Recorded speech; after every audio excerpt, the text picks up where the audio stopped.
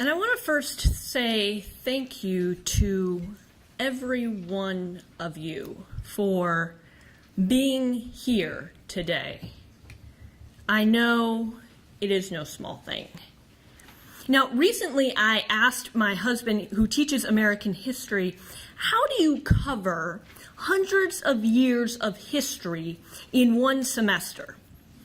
His answer, I can't. I don't. There are some moments we have to skip over. Let's be clear. This moment now is not a skippable moment. This is history growing. Now, I like to run ultramarathons, which also serve as a wonderful analogy for this work. But do you know the number one reason why people don't finish a 100-mile race? It's not the length, it's not their fitness level, it's because they mess up on their nutrition. They don't take in enough calories, and without the nutrition, your body cannot sustain you through 100 miles. What is your nutrition strategy for this work? Remember, we're just 10 months into this administration. There are 38 more months to go. Look around at the people around you. We are wired for community. It is community that will nourish and sustain us through the ultramarathon of social justice advocacy. Now, we're in an all-out effort to reshape government, revamp priorities, redistribute power and resources away from those who have the least towards those who have the most. Example one, that never-ending zombie-raising healthcare repeal saga. If passed, we would have decimated Medicaid, threatening the health and lives of poor kids, the elderly, and people with disabilities. Would have rolled back protections for people with pre-existing conditions. Then cut taxes for insurers, pharmaceutical companies, and wealthy individuals. Example two, the forthcoming tax bill. Trillions of dollars of unpaid taxes, 80% going to the top 1%. Then, when Congress starts freaking out about magically appearing deficits, what gets cut? We just saw this play out not 6 years ago. Out of 168 programs serving low-income individuals, 135 have been cut over the past 7 years, 54 by over 25%. Yet as we stand here today, Congress is trying to pass major tax cuts for those who don't need it, further bloat a Pentagon that doesn't need it, yet fail to invest in education, housing assistance, job training, employment services, reentry services, environmental protection, and international peace building, claiming that we don't have the money. Really? Listen, over the next couple months, Congress is on a collision course to decide some of the biggest issues facing our country today.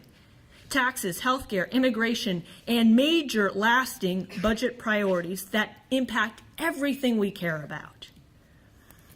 How will this story end?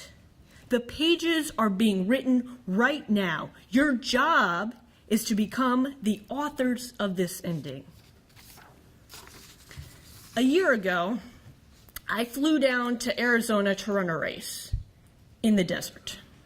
Now, I grew up knowing Chicago winters, and I studied law in the rainy Pacific Northwest, so the desert was new. I expected to see only sand, heat, and sun, but in this place my inexperienced mind assumed was simply sand and death, I saw life and beauty all around.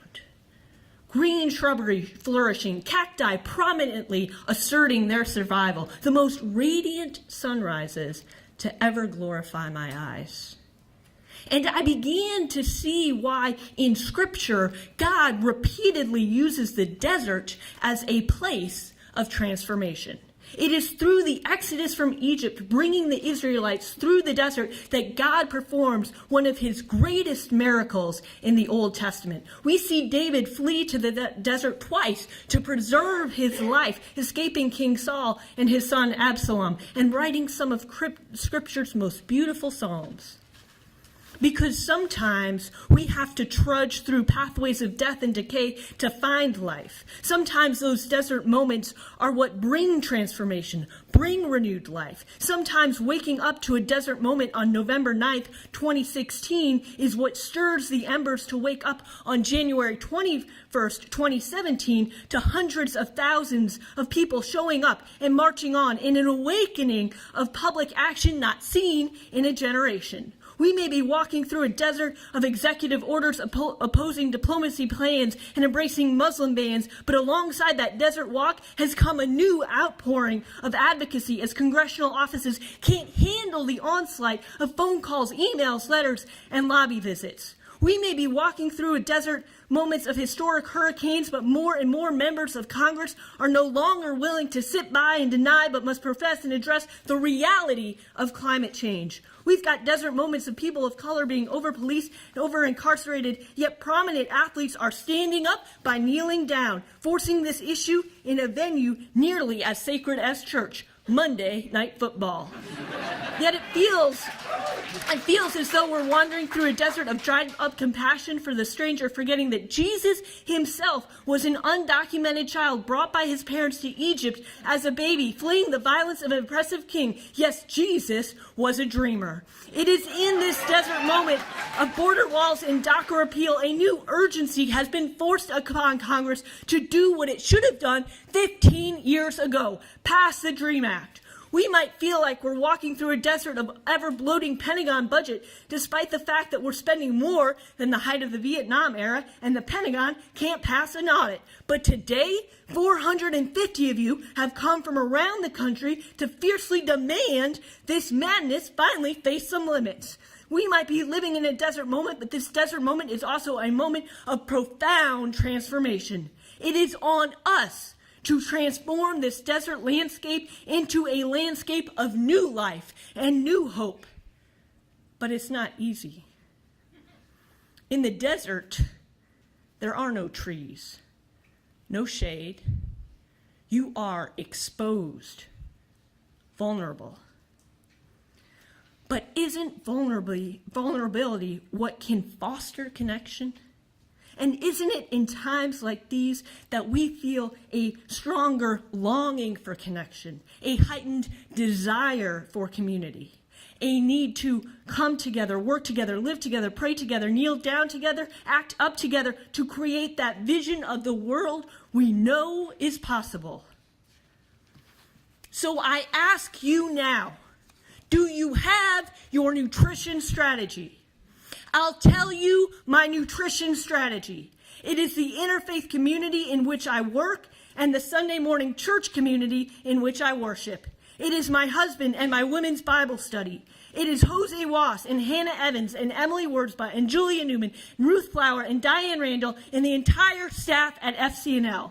It's Beth Reeves and David Bance and Jose Mejia and Rich Herbert and all of you who are here today. This is not a skippable moment.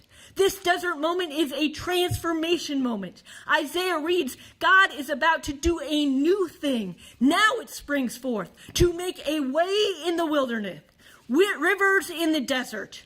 It is in this moment that God is using us to transform the fear and suspicion, the hurt and despair, the racism and nativism into a new thing, coming together in a community to build a better society, a better country, a better future for our world. So let God pour out his Spirit upon us here in this moment today. Let us be what John Lewis calls the headlights of righteousness, beaming forth the path of love and justice, leaving the history classes of tomorrow to look back at this moment, seeing a trail of constituent advocacy illuminating a pathway to power as a country transformed to be unabashedly, prophetically directed towards the world we seek. Thank you.